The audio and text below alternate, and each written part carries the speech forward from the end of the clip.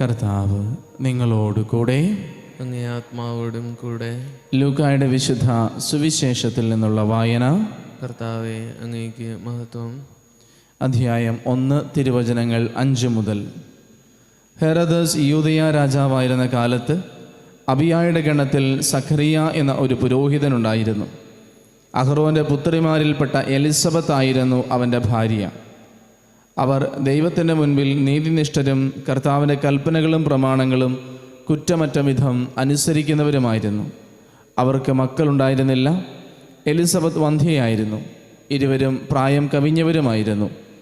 തൻ്റെ ഗണത്തിന് നിശ്ചയിക്കപ്പെട്ടിരിക്കുന്ന ക്രമമനുസരിച്ച് ദൈവസന്നിധിയിൽ ശുശ്രൂഷ നടത്തി വരവേ പൗരോഹിത്യ വിധി പ്രകാരം കർത്താവിൻ്റെ ആലയത്തിൽ പ്രവേശിച്ച് ധൂപം സമർപ്പിക്കുവാൻ സക്കറിയായ്ക്ക് കുറി വീണു.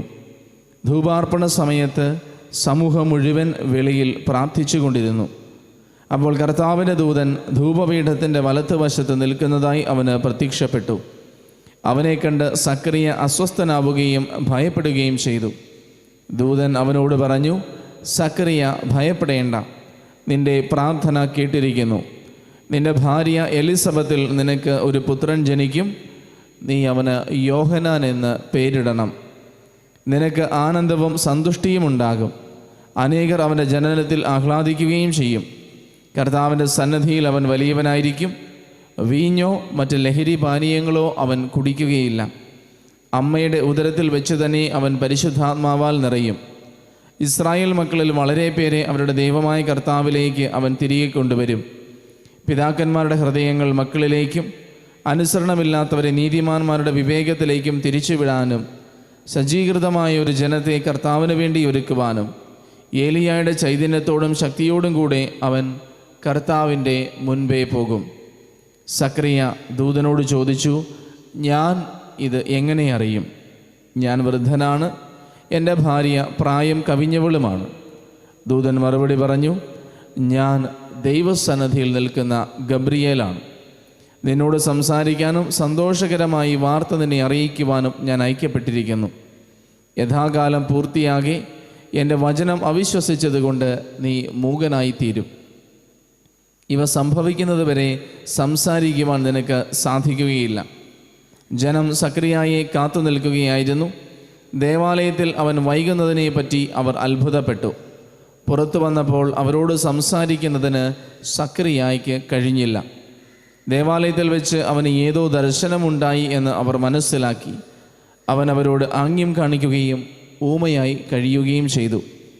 തൻ്റെ ശുശ്രൂഷയുടെ ദിവസങ്ങൾ പൂർത്തിയായപ്പോൾ അവൻ വീട്ടിലേക്ക് പോയി. താമസിയാതെ അവൻ്റെ ഭാര്യ എലിസബത്ത് ഗർഭം ധരിച്ചു. 5 മാസത്തേക്ക് അവൾ മറ്റുള്ളവരുടെ മുൻപിൽ പ്രത്യക്ഷപ്പെടാതെ കഴിഞ്ഞുകൂടി. അവൾ പറഞ്ഞു, മനുഷ്യരുടെ ഇടയിൽ എനിക്കുണ്ടായിരുന്ന അപമാനം നീക്കിക്കളയുവാൻ കർത്താവ് എന്നെ കടാക്ഷിച്ച് എനിക്ക് ഇത് ചെയ്തു തന്നിരിക്കുന്നു. കർത്താവിൻ്റെ സുവിശേഷം. ക്രിസ്തുവേ, അങ്ങേക്ക് സ്തുതി. ഈശോയിൽ ഏറ്റവും പ്രിയപ്പെട്ടവരെ, വളരെ മനോഹരമായ 2 വചനഭാഗങ്ങൾ ഇന്നേ ദിവസം തിരുസഭ നമുക്ക് വിചിന്തനത്തിനായിട്ട് തന്നിരിക്കുകയാണ്. 2 വചനഭാഗങ്ങളിലും വന്ധ്യതയിലായിരുന്ന, മക്കളില്ലാതിരുന്ന അമ്മമാരെ, ദമ്പതിമാരെ നമുക്ക് കാണാം. ഒന്ന് സാംസൻ്റെ മാതാപിതാക്കൾ മനോവയും ഭാര്യയും, 2 സ്നാപക യോഹന്നാൻ്റെ മാതാപിതാക്കൾ സക്കറിയായും എലിസബത്തും. പക്ഷെ പ്രിയമുള്ളവരെ, ഇവരുടെ ജീവിതത്തിൻ്റെ ഏറ്റവും മോശമെന്ന് കരുതിയിരുന്ന ഈ ഒരു അവസ്ഥയെ, ജീവിതത്തിൽ എല്ലാ തരത്തിലും താഴേക്കിടയിലായിരുന്ന, മറ്റുള്ളവരുടെ മുൻപിൽ അപമാനിക്കപ്പെട്ടിരുന്ന, തങ്ങൾക്ക് ലഭിക്കേണ്ടിയിരുന്ന നന്മ ലഭിക്കാത്തതിൽ വേദനിച്ചിരുന്ന ഇവരുടെ ജീവിതത്തിൽ ഈ ഒരു അവസ്ഥയാണ് ദൈവത്തിൻ്റെ ഇടപെടലിനു വേണ്ടി വഴിയൊരുക്കിയത്. ദൈവസന്നിധിയിൽ തങ്ങൾക്ക് വേദനയുണ്ടായിരുന്നിട്ടും, തങ്ങൾക്ക് ഇത്തരത്തിലുള്ളൊരു ബുദ്ധിമുട്ടുണ്ടായിരുന്നിട്ടും, മക്കളില്ലാത്തതിൻ്റെ ഒരു സങ്കടവും അപമാനവും പേര് ഇവർ ജീവിച്ചിട്ടും ദൈവസന്നിധിയിൽ ഇവർ നീതിയിലും പ്രാർത്ഥനയിലും ജീവിച്ചവരായിരുന്നു. അതുകൊണ്ട് തന്നെ എന്ത് സംഭവിച്ചു? ഇവരുടെ അപമാനത്തെ, ഇവരുടെ വേദനയെ, ഇവരുടെ എല്ലാ നൊമ്പരത്തെയും ദൈവം അനുഗ്രഹത്തിൻ്റെ ഇടമാക്കി മാറ്റി. മാത്രമല്ല, ദൈവം നാളിത്രയും നാളും ഇവരിൽ നിന്ന് മാറ്റിവെച്ചിരുന്ന, പിടിച്ചു വച്ചിരുന്ന ഈ ഒരു ജീവിതത്തിൻ്റെ അനുഗ്രഹം ഏറ്റവും വലിയ ഒരു അടയാളമായിട്ട് നൽകിക്കൊണ്ട് കർത്താവ് ഇവരെ അനുഗ്രഹിക്കുന്നതായിട്ട് നമുക്ക് കാണാം. പലപ്പോഴും നമ്മുടെ ജീവിതത്തിൽ നമ്മുടെ പ്രാർത്ഥനയ്ക്ക് ഉത്തരം കിട്ടുന്നില്ല എന്ന് നമ്മൾ കരുതുന്ന സമയങ്ങളിൽ എന്തുകൊണ്ട് ദൈവം എൻ്റെ ജീവിതത്തിൽ വൈകുന്നു, എന്തുകൊണ്ട് ഈ ഒരു അനുഗ്രഹം തരാൻ അവൻ ലേറ്റ് ആകുന്നു എന്ന് നമ്മൾ ചിന്തിക്കുമ്പോൾ പ്രിയമുള്ളവരെ ഓർക്കണം, ദൈവം എൻ്റെ ജീവിതത്തിൽ നിന്ന് അനുഗ്രഹങ്ങൾ താമസിപ്പിക്കുമ്പോൾ, അതല്ലെങ്കിൽ എൻ്റെ കണ്ണിൽ അത് വൈകുകയാണെന്ന് തോന്നുമ്പോൾ വളരെ മനോഹരമായ, വളരെ അടയാളങ്ങളോട് കൂടിയ ദൈവത്തിൻ്റെ കൃപയുടെ ആഴങ്ങൾ ദർശിക്കുവാൻ എനിക്ക് സാധിക്കും. സാധാരണ പ്രായത്തിൽ സ്വാഭാവികമായിട്ട് ഇവർ കുട്ടികൾ ഉണ്ടായിരുന്നെങ്കിൽ വലിയ കാര്യമായിട്ട് സാധാരണയായിട്ട് ദൈവം തന്നു, ദൈവം അനുഗ്രഹിച്ചു എന്ന് പറഞ്ഞ് ദൈവത്തിന് നന്ദി പറഞ്ഞാൽ ഉറപ്പായിട്ടും. പക്ഷേ യാതൊരു സാധ്യതയും ഇല്ലാതിരുന്ന സമയത്ത് ദൈവം പ്രവർത്തിച്ചപ്പോൾ ഇത് തങ്ങളുടെ പ്രവൃത്തിയല്ല, ദൈവത്തിൻ്റെ പ്രവൃത്തിയാണ് എന്ന് തിരിച്ചറിയാൻ ഇവർക്ക് സാധിച്ചു. അതുകൊണ്ട് തന്നെ ദൈവം ഇവരുടെ ജീവിതത്തിൽ വലിയ അടയാളങ്ങൾ പ്രവർത്തിച്ചു. രണ്ടാമതായിട്ട് ഒരു കാര്യം നമ്മൾ ശ്രദ്ധിക്കണം, രണ്ടുപേരോടും വചനം അനുശാസിക്കുന്ന കാര്യം എന്താണ്? ആദ്യ വായനയിൽ അമ്മയോട് പറയുവാണ്, ആ കുഞ്ഞിനെ നീ ഗർഭം ധരിച്ച് ജന്മം കൊടുക്കാൻ പോകുന്നത് കൊണ്ട് ഒരിക്കലും വീഞ്ഞോ ലഹരി പാനീയങ്ങളോ നീ കഴിക്കരുത്, അവൻ്റെ തലയിൽ ക്ഷൗരക്കത്തി തുടരരുത്. സ്നാപകനെ കുറിച്ച് പറയുമ്പോൾ പറഞ്ഞു അവനും വീഞ്ഞും ലഹരി പാനീയങ്ങളും കുടിക്കുന്നില്ല. പ്രിയമുള്ളവരെ, ലോകത്തിൻ്റെ ദൃഷ്ടിയിൽ എപ്പോഴും കുഴപ്പമില്ല, നല്ലതാണ്, നിയമാനുസൃതമാണ് എന്ന് തോന്നുന്ന പലതും ദൈവത്തിന് വേണ്ടി നമ്മൾ മാറ്റിവെക്കേണ്ടി വരും. 1 കൊരിന്തോസ് 10:23 തിരുവചനം, എല്ലാം നിയമാനുസൃതമാണ് എന്നാൽ എല്ലാം പ്രയോജനകരങ്ങളല്ല. എല്ലാം നിയമാനുസൃതമാണ് എന്നാൽ എല്ലാം പടുത്തുയർത്തുന്നില്ല. എന്തുകൊണ്ട് ഞാൻ ദൈവസന്നിധിയിൽ ത്യാഗങ്ങൾ എടുക്കുന്നു? എന്തുകൊണ്ട് ദൈവസന്നിധിയിൽ ലോകം മുഴുവനും കുഴപ്പമില്ല, ഓക്കെയാണെന്ന് പറഞ്ഞ പല കാര്യങ്ങളിൽ നിന്ന് ഞാൻ മാറി നിൽക്കുന്നു? കാരണം എൻ്റെ ഉള്ളിൽ ക്രിസ്തു രൂപപ്പെടുന്നതിന്, ഞാൻ വിശുദ്ധിയിൽ ജീവിക്കുന്നതിന്, ദൈവസന്നിധിയിൽ ഞാൻ സംപ്രീതി കണ്ടെത്തുന്നതിന് ലോകത്തിൻ്റെ കണ്ണിൽ കുഴപ്പമില്ലാത്ത പലതും എനിക്ക് നിഷിദ്ധമായിരിക്കാം, എനിക്ക് നല്ലതല്ലായിരിക്കാം. ഉദാഹരണത്തിന് വീഞ്ഞും ലഹരി പാനീയങ്ങളും കുടിക്കുന്നതിൻ്റെ വളരെ മനോഹരമായൊരു ഉദാഹരണമാണ്. യഹൂദരെ സംബന്ധിച്ചിടത്തോളം അവരുടെ ഭക്ഷണത്തിൻ്റെ പ്രധാന ഭാഗമായിരുന്നു വീഞ്ഞ്. അത് കുടിക്കുന്ന ഭക്ഷണത്തോടൊപ്പം തീൻമേശയിൽ വീഞ്ഞ് കുടിക്കുന്നവനെ ആരും അവഹേളിച്ചിരുന്നില്ല. എങ്കിലും സ്നാപക യോഹന്നാനെക്കുറിച്ച്, സാംസനെക്കുറിച്ച്, നാസിർ വ്രതം എടുത്തിരുന്ന മറ്റ് പ്രവാചകന്മാരെക്കുറിച്ച് പറയുമ്പോൾ എന്താ പറയുന്നത്? നീ അത് കുടിക്കരുത്. കാരണം ദൈവത്തിൻ്റെ പദ്ധതി നിന്നിൽ പൂർത്തിയാകുവാൻ, ക്രിസ്തു നിന്നിൽ രൂപപ്പെടുവാൻ അത് നിനക്ക് തടസ്സമായിരിക്കും. ഈശോയിൽ പ്രിയമുള്ളവരെ, അതുപോലെ തന്നെ ദൈവസന്നിധിയിൽ ഞാൻ പലതും ത്യാഗം ചെയ്യുമ്പോൾ, ഉപേക്ഷിക്കുമ്പോൾ, ലോകത്തിൻ്റെ കണ്ണിൽ കുഴപ്പമില്ലാത്ത പലതിൽ നിന്ന് ഞാൻ മാറി നിൽക്കുമ്പോൾ എന്തുകൊണ്ടാണെന്ന് ചോദിക്കുമ്പോൾ നമുക്ക് വ്യക്തമായൊരു ഉത്തരമുണ്ടാകണം. ക്രിസ്തു എന്നിൽ രൂപപ്പെടുന്നതിന്, ഞാൻ ദൈവസ്നേഹത്തിൽ വളരുന്നതിന്, ദൈവത്തിൻ്റെ മകനായിട്ട് മകളായിട്ട് ജീവിക്കുന്നതിന് ഇത് എന്നെ സഹായിക്കുന്നില്ല. അതുകൊണ്ട് ഇത് ഞാൻ വേണ്ടെന്ന് വയ്ക്കുന്നു. അതോടൊപ്പം തന്നെ പ്രിയമുള്ളവരെ, സക്കറിയായുടെ ജീവിതത്തിലേക്ക് നോക്കാം.